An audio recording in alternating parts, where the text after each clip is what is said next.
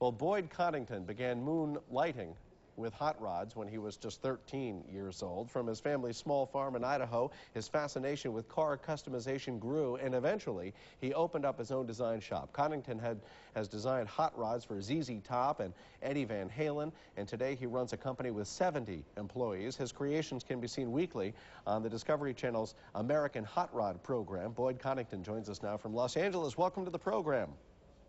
Thank you. Tell me a little bit about how Discovery Channel came and approached you on this, because certainly they've had a lot of luck in other areas of a similar genre. Yeah, they approached me about a year ago and asked me if I'd be interested in doing a program called American Hot Rod, where we actually have these deadlines to build these hot rods and projects. So I thought that was a great idea. Didn't know it was going to be as much work as it is, but it's well worth it. And we're having a lot of fun, and our business is growing from it, and it's great. It's a great deal. Yeah, it's a nice way to get publicity, I imagine. Yeah. Tell me a little bit about what it's like and how it's different having cameras around as opposed to when there weren't cameras around. Well, we have to kind of manage our time because we got a lot of customers we have to build cars for besides our TV projects, so we have to manage our time real well. And then the people get they're just now getting very relaxed around the cameras and stuff, but it was a big transition to make to have them come in with the camera crews and kind of change our life around. But it's working out real well, and all the camera crew and everything just like family to us, and it's just working out to be a real nice deal. And we're on every Friday night at 10 o'clock, and all the guys can't wait to watch it, and it's really a nice deal for us. I imagine, or my guess is here, that most of these reality shows that we see on television, no matter what they are more about interpersonal relationships that we see on camera. I'm reading in your literature that as in your shop is not only your current wife, but also your ex-wife, and that there are many disagreements, maybe not between them or among them, but also among staffers as well. How do you manage? How do you keep everybody sort of focused on the project itself? It's a management problem, but it's one that I'm stuck with, and it's worked its way out pretty well.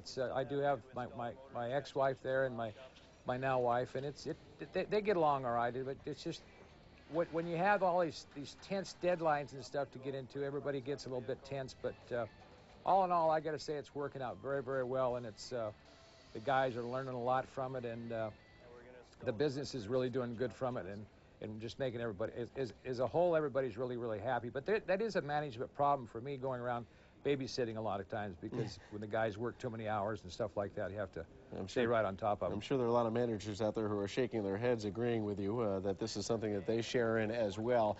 Do I understand this correctly, that it takes 6 months to build a hot rod today, and it can cost up to $500,000?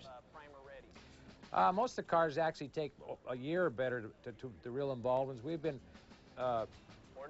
doing some pretty extensive hot rods in about 6 or 7 weeks and using a lot of manpower. So that's, they can get pretty expensive and take a long time to build them. But we also have our wheel company that keeps us real busy too. So with all the projects, it keeps us going. Who mostly are your customers at this point? Are these baby boomers who grew up in the era of the hot rod, or are these younger folk out there? I think, David, that it's an era from a lot of baby boomers that grew up in the 50s and 60s and really loved hot rods, and now they've got enough money to build them. We also have 30 to 40-year-old people building or having the cars built. It's just a big range, but I'd say my average guy is probably like 50 to 70 years old.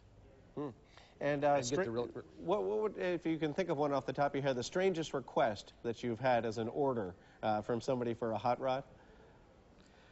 Oh, probably recently, somebody wanted me to build a car that would turn into a barbecue, you know, and I just couldn't do that. But that would be one of the stranger ones. I've had some other strange ones, but most of the guys and girls come to us because we have a very, very unique style about our cars, and it's kind of a style I've worked on and qualified our Boyd Coddington cars with for so long, and so they come and actually ask us to design the car and stuff for them. Yeah, and I understand that the baseball cap there and the Hawaiian shirts are a trademark of yours. I understand also you have got about 150 Hawaiian shirts at this point. When did you start wearing these on a regular basis? Oh, probably back in the 70s, early 80s. I just I get up in the morning and want to put on something to make myself look happy, so I got these bright shirts and wore them. So kind of a happy feeling. Well, Boyd Coddington, thanks for being with us. And again, Discovery Channel, Friday nights, 10 p.m. And thanks a lot for having me, okay? Yep, the program's called American Hot Rod. Thanks for joining us.